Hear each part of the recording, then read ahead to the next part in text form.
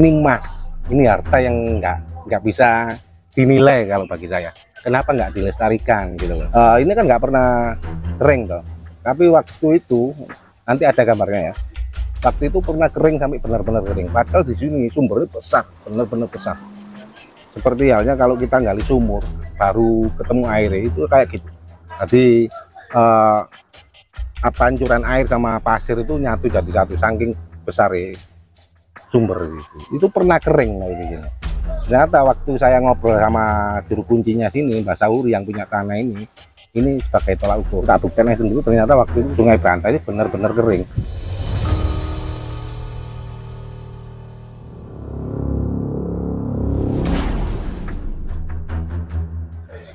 Saudara-saudara Bongkotan Pring, saat ini saya berada di Terung ya, Sidoarjo, Jawa Timur. Di depan kita ini merupakan fragmen maupun artefaktual yang ditemukan di Desa Terung.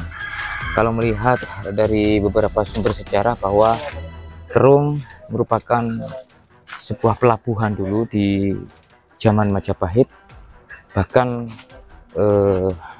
pelarian Raden Wijaya yang diceritakan di Prasasti Kudadu pernah bersembunyi begitu ke Desa Terung waktu diserang oleh Jayakatwang ya. Dan artefak-artefak di sini banyak sekali kita dapatkan. Selain dengan adanya batu bata, juga ada sebuah penghalus ya. Ini adalah benda untuk menghaluskan bahan baku makanan dulu. Nah, dimasukkan ke sini terus diputar begitu, diputar seperti ini, lalu keluar di salah satu lubang di bawahnya. Dan ada banyak umpak-umpak teman-teman. Di sini banyak umpak-umpak. Namun sepertinya saat ini sudah terbengkalai ya. Ini berada di bawah dari rimbun pohon bambu ini. Nah, seperti ini. Dulu ini merupakan museum kreweng namanya, karena banyak dikumpulkan kreweng-kreweng ataupun fragmen-fragmen benda-benda zaman kerajaan. Ada pipisan juga di sini. Nah, ini pipisan yang pecah. Ini juga pipisan yang pecah. Terus ini ada gentong kecil ya. Tuh ini loh. Ini masih utuh ini. Hanya bagian atas ini yang cuwil. Bagian mulut gentongnya cuwil. Ini utuh ini Kang. Utuh ya. Ini buat apa ya dulu ya? Atau ukuran takaran sesuatu mungkin 1 kilo atau setengah kilo mungkin gitu ya kan, takaran untuk bahan baku makanan ya. Nah, ini ada batu, ini apa ini ya? Penggiling Kang Ya, penggilingan ya.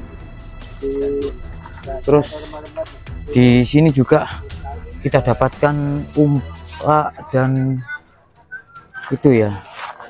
Ini ada batu candi, terus ada lumpang ya. Dan ini gandek, ini cuman patah. Ini gandek atau alat tumbuk ya, cuman patah, sudah tidak terawat sepertinya, atau mungkin karena kena angin ya. Ini sudah rusak loh, tempatnya sudah pada rusak. Bahkan di sini banyak sampah, ketepok pisang. Ini ada lumpang yang terbakar. Lumpang yang terbakar ya, kena dampak ini mungkin pembakaran sampah ini mungkin ya.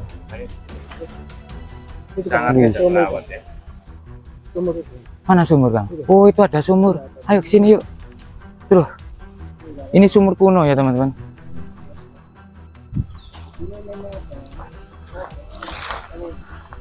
Nah, ini ada sumur. Ini sumur bentuknya bulat. Ya masih jelas ya. Jadi struktur batu bata itu di dalam situ masih tampak jelas sekali. Jadi ada sebuah kerajaan kecil yang dinamakan Kerajaan Terung begitu, dan Kerajaan Terung itu mengabdi kepada Majapahit begitu ya. Jadi daerah sini yang diduga merupakan tempat di mana waktu pelarian Raden Wijaya diamankan oleh Adipati Terung. Ayo kita ke sini ya. Di sini pernah ditemukan sebuah struktur yang lebar begitu, struktur batu bata ya. Namun saat ini sudah tidak terlihat karena ada genangan air yang cukup tinggi begitu. Nah di dalam sini, jadi di dalam sinilah pernah ditemukan sebuah struktur. Nah ini ada bekas ataupun batasan strukturnya. Sayangnya saya tidak bisa melihat struktur tersebut ya, karena itu tadi mungkin di sini sudah dataran rendah sehingga dekat dengan sumber mata air. Jadi ini mungkin kalau dikuras nyumber lagi begitu. Padahal ini kan sudah di musim kemarau panjang ya, harusnya kan surut begitu. Kalau melihat dari gambar ya yang di Google, jadi seperti teras begitu yang lebar dan panjang berada di bawah sini. Nah ini fotonya ya, seperti ini. Coba kita lihat fotonya Kang, yuk. Nah seperti ini teman-teman yang berada di apa namanya kolam kecil ini. Nah seperti ini bentuknya nanti. Nah seperti ini, jadi ada tatanan batu bata begitu ya, yang cukup lebar begitu dan nyiku di sini. Nah seperti ini. Sayangnya tidak terlihat ya, sayangnya itu tadi ditemukan waktu penggaliannya itu di sekitar 2,5 meter. Diduga ada situs peninggalan kerajaan Majapahit pada tanggal ini ditemukannya ya, ditemukannya 2015. Terus di sini ada tulisan situs Kadipaten Terung ya. Jadi kadipaten itu kalau sekarang mungkin sekelas kecamatan ya. Nah ini yang lebih jelas Kang Adenan. Nah ini ya, ini tatanannya. Terus nah seperti itu, jadi kayak semacam kolam besar begitu. Tapi kalau dalam dugaannya kemungkinan itu tempat transit kapal-kapal dari Surabaya transit ke sini, terus lagi melanjutkan lagi transit di Canggu ya, terus langsung ke Trowulan begitu lewat transportasi air. Untuk kedepannya dari Kang Chandra bersama tim seperti apa nanti? Untuk kedepannya yang jelas kita akan membuat museum yang baru, yang tempatnya mungkin nggak jauh yang dari yang sekarang. Karena museum yang sekarang pun itu sudah 2 kali pembuatan. Yang pertama tahun 2021 bulan 3 kalau nggak salah waktu itu. Terus 1 tahun kemudian kita renovasi lagi karena outdoor, jadi kemakan dengan alam. Kita renovasi lagi untuk museum yang kedua. Dan ini waktunya renovasi lagi sebenarnya, memperbarui lagi, tapi karena memang kondisi teman-teman lagi sibuk, jadi agak mundur planningnya. Ya, melihat ke belakang betapa megahnya struktur yang ada di situs Terung yang sampai saat ini dengan kondisi terbaru sudah tergenang air, itu memang karena dampak alam atau memang gimana? Kegunaan sebenarnya. Kalau situsnya sendiri itu kan memang kegunaannya di bawah atau kondisi secara geografis berada di bawah, karena situs yang disebut situs atau candi kan ada beberapa kegunaan. Jadi yang di situs Terung sendiri ini kemungkinan besar ini salah satu tempat untuk sandari kapal, karena di Terung sendiri disebut dermaga Terung waktu itu. Jadi tempat peradaban yang sudah besar sebelum, bahkan waktu itu sebelum era Majapahit sudah ada. Era Singosari waktu itu disebut Aku, kecamatan kalau sekarang. itu adanya di Terung dan sudah ada peradaban besar di situ. Dan mulai jayanya, masa jayanya waktu era Majapahitan, karena itu kan banyak prasasti yang menyebutkan kalau di Terung memang disebut dermaga gitu loh. Dan nanti yang ke arah timur nanti ada sisa-sisanya itu sebenarnya pengangkatan. Nah, ini kalau dilihat lebih teliti lagi sebenarnya lingirannya sungai, jadi bukan tembok. Ada perbedaan antara tembok sama lingiran sungai. Bahkan di belakang layar Kang Chandra sempat bercerita bahwa untuk kondisi volume air yang ada di situs Terung yang menggenangi struktur vegetasi itu ada kaitannya dengan Sungai Brantas. Ketika Sungai Brantas surut, di sini juga surut. Itu seperti apa itu menurut Kang Chandra? Itu sebenarnya sebagai tolak ukur volume air, debit air itu bisa dilihat sebenarnya. Bisa dilihat dari situs ini. Terung. Padahal jarak dari sini ke sekitar 5 kilo 6 kiloan. Ini apa namanya? Dari Terung. Suatu teknologi baru yang kita temukan ya. Iya sebenarnya. Bisa melihat ukuran bisa diteliti ya. Dengan melalui situs Terung. Situs Terung. Karena saya pernah ini kan nggak pernah kering toh. Tapi waktu itu nanti ada gambarnya ya. Waktu itu pernah kering sampai benar-benar kering. Padahal di sini sumbernya besar, benar-benar besar. Seperti halnya kalau kita gali sumur baru ketemu airnya itu kayak gitu. Jadi pancuran air sama pasir itu nyatu jadi satu, saking besar sumber itu pernah kering kayak gitu. Ternyata waktu saya ngobrol sama juru kuncinya sini, Mbak Sauri yang punya tanah ini sebagai tolak ukur Melayung itu lari ke arah selatan, kelihatan gitu. Waktu tak buktikan sendiri ternyata waktu itu Sungai Brantas ini benar-benar kering. Jadi tinggal yang di sebelah selatan kan ada sing agak anu toh, nyawa itu sing anu. Itu tak buktikan sendiri. Yang ada beberapa informasi yang pro kontra dengan perihal ditemukannya situs Terung. Iya. Salah satunya ada yang mengatakan bahwa situs Terung ditemukan karena hasil dari orang-orang yang waktu itu menggali atau pengrajin batu bata. Ada juga yang beranggapan situs Terung memang ditemukan dari unsur mistis. Seperti apa itu, Kang? Diberi tandanya memang dari wangsit. Tanda pertama wangsit atau mimpi. Itu dari Mbak Sauri sudah dikasih beberapa tahun sebelum penggalian, sudah dikasih tahu kalau di situ ada sebuah harta. Kalau bilang harta, nanti kalau sudah waktunya silakan dibuka. Dan itu pun sebelum penggalian sudah diteliti dengan cara kita mencari tembikar, keramik, dan juga pecahan-pecahan lain. Itu kan membuktikan kalau di situ ada sebuah peninggalan atau bangunan yang terpendam karena sudah ditemukan pelengkap atau terakota itu.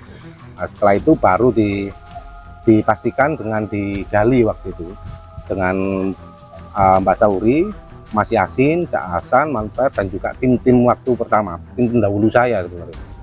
Itu bisa ditemukan yang disebut orang-orang situs Candi Terung. Itu asal usul Candi Terung ditemukan. Jadi bukan Candi Terung terus mumbul sendiri, enggak. Jadi ada senior saya dulu itu yang menggali, benar-benar menggali pertama sampai kedalaman yang pertama itu sekitar 3 meter, benar 2 meter lebih, hampir 3 meter baru ditemukan telapak atas dari situs Candi Terung. Yang kemungkinan besar itu adalah tempat dari kapal. Karena kalau di sini dulu kan dipastikan kalau di sini kekuasaannya Raden Husein atau Adipati Terung. Nah, sebelum masuk ke kota Raja Majapahit harus tempel dulu di sini. Transit, dan kalau memang kapal itu terlalu besar atau agak dicurigai, di sini harus oper kapal ini. Jadi kapal yang dari luar disita di sini, ini baru masuk ke sana untuk pengamanan di kota Raja juga. Saya barusan ketika parkir motor begitu, ada struktur batu bata yang memanjang begitu di sebelah kanan jalan sampai ke arah makam. Itu dari penelitian independen Kang Chandra sendiri apa? Di beberapa prasasti disebutkan kalau ini dermaga. Saya memungkinkan atau memikir kalau itu adalah lingiran sungai atau plengsengan, kalau bahasa sekarang itu plengsengan. Karena kalau cuma sekedar tembok nggak mungkin tebel. Pasti ada perbedaan, kecuali tembok inti atau tembok istana yang inti itu baru biasanya agak tebal. Kalau logikanya cuma tembok untuk apa itu buat rumah-rumah atau memperbarui hunian itu nggak mungkin tebal gitu loh. Karena Yang perlu kita perbarui mindset kita itu, jangan kita melihat kastil-kastil yang ada di luar, itu beda. Sistem pengamanan kita nggak seperti itu. Satu wilayah di kerangkeng sama pagar besar, terus itu penduduk bukan seperti itu.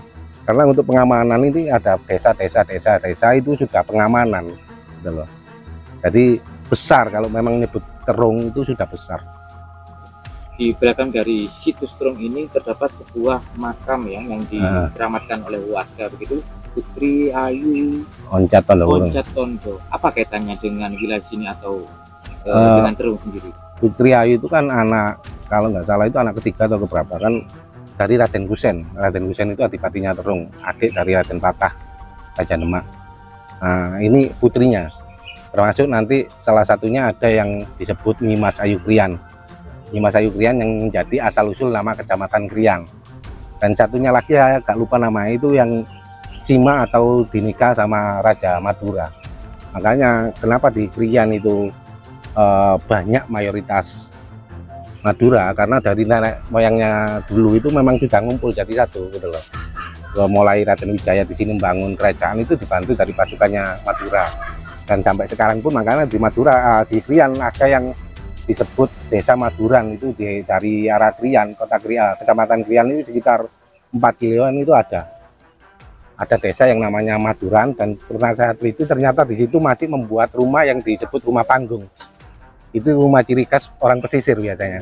Selain adanya struktur bangunan kuno yang paling bernilai sekali ditemukan dari situs ataupun wilayah Terong ini, apa kan? Ada sebuah prasasti Watu Manggis sebenarnya. Ada di dalam itu ditemukan di sini. Sumur Windu itu sumur kotanya. Sumur orang-orang manggilnya sumur Manggis karena memang ditemukannya di sini, dan yang menemukan bahasa Huri waktu itu. Jauh sebelum situs ditemukan. Itu sudah ya tadi kan bilang sudah dikasih pertanda beberapa tahun kemarin. Sebelum menemukan situs atau menggali situs itu sudah dikasih wangsit atau pertanda ditemukannya prasasti yang disebut Watu Manggis. Dan batunya memang benar-benar kayak manggis gitu loh. Tapi kalau saya teliti lagi secara sepengetahuan saya, kemungkinan besar itu adalah jangkar kapal. Kenapa dibuat seperti itu? Biar nggak rusak ekosistem yang ada di bawah laut, di bawah sungai. Kalau mau buat jangkar yang seperti sekarang, otomatis merusak ekosistem yang ada di bawah. Tapi kalau itu kan nggak cuma pemberat toh, bisa ditarik lagi, dan nggak merusak ekosistem yang ada di bawah. Kalau di wilayah Terong, jangannya di wilayah Terong sampai kira-kira 2,5 kilo ke arah barat, ke arah Masan itu banyak sebenarnya batu bata yang memang tempat peradaban yang sudah maju dan padat Terong waktu itu. Jadi nggak heran kalau di wilayah Terong sama kayak halnya kalau di Mojokerto Trowulan gitu. Karena memang peradaban besar atau wilayahnya udah besar gitu. Nah, ini nanti bersangkutannya sama Candi Dermo yang ada di candi itu, dan sebelah 2 kiloan dari ini itu kan ada Candi Dermonya. Ini sebenarnya bersangkutan. Di sini tempatnya usaha, tempat bongkar muat barang dari luar, barang sini mau keluar itu tempat bongkar pasangin di sini.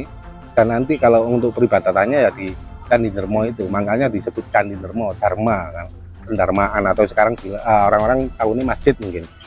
Tuh. Jadi besar sebenarnya wilayah ini. Nah itu kemarin kan sudah tak teliti juga kalau sama tim saya ini. Ini sampai arah timur sana kan besar, itu perbatasannya sampai Medaeng kalau nggak salah, yang tempat penjara itu Medaeng, daerah situ. Itu timur baratnya sampai arah Balongbendo. Ini kekuasaannya Majapahit. Kekuasaannya Terong waktu itu. Gitu. Karena sebelum Madura dan juga Surabaya dan Sidoarjo ada kabupaten sekarang. Itu di Terong dulu adanya kadipaten itu. Jadi dulu peradabannya ngumpulin di sini, dan bisa dibuktikan wilayah sini Krian khususnya itu ada sebuah pasar kecil tapi ramai, nggak ada selain di Krian. Kita lihat pasar Sepanjang ini bisa dibuktikan. Itu kenapa? Karena auranya Krian sendiri sudah besar, sudah padat dari dulu, sudah ramai. Jadi kalau pasar Sepanjang, pasar Manai ngumpulin di sini naik belanja malah di Krian, itu tak buktikan sendiri loh. Kita melihat sendiri, bisa dibuktikan. Gitu ya? Maksudnya ada daya tarik tersendiri ternyata. Dan di sini kalau hari Rabu itu ada yang namanya Pasar Rebo. Ini kan mungkin ada kira-kira 7 tahun kemarin kan mulai ada pasar-pasar kaget, pasar kaget. Tapi kalau di luar wilayah Terong itu ramenya nggak kayak di Terong. Itu bukti kalau dulu memang ada energi yang sudah ada di sini gitu. Kenapa sih kita itu terus harus sowan ke mbaknya, ke anu, kita cuma ngambil sistemnya di situ. Energinya baik waktu dulu di situ itu kita ngambilnya di situ.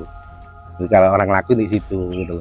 Nah, kalau untuk perputaran alam ini pasti akan turun lagi gitu loh. Di sini pernah rame, nanti bakal bisa rame lagi gitu. Itu secara naluri saya itu pembuktian gitu. Harapan kedepannya hal dengan keberadaan terbaru situs Iya. yang berkaitan dengan instansi ataupun pemerintah desa, dari harapan Kang Chandra sendiri seperti apa? Saya di sini sebenarnya jangan cuma membantu memelihara, dan dengan cara saya membantu otomatis saya sangat minim untuk keuangan. Nah, untung-untung kalau orang-orang itu tahu dan sadar diri kalau di sini itu punya mereka. Ini emas, ini harta yang nggak bisa dinilai kalau bagi saya. Kenapa nggak dilestarikan gitu loh?